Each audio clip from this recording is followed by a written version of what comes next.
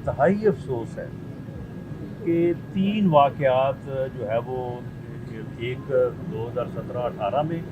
جب فیض آباد کے مقام پہ ہوا تھا،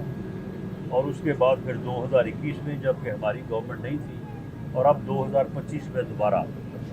جو ہے وہ اس جماعت نے جب بھی کوئی اپنا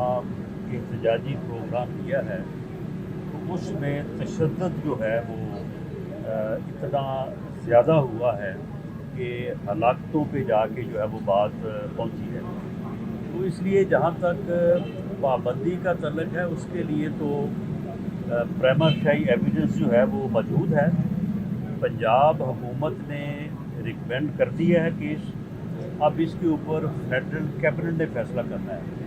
میں پری جج نہیں کر سکتا،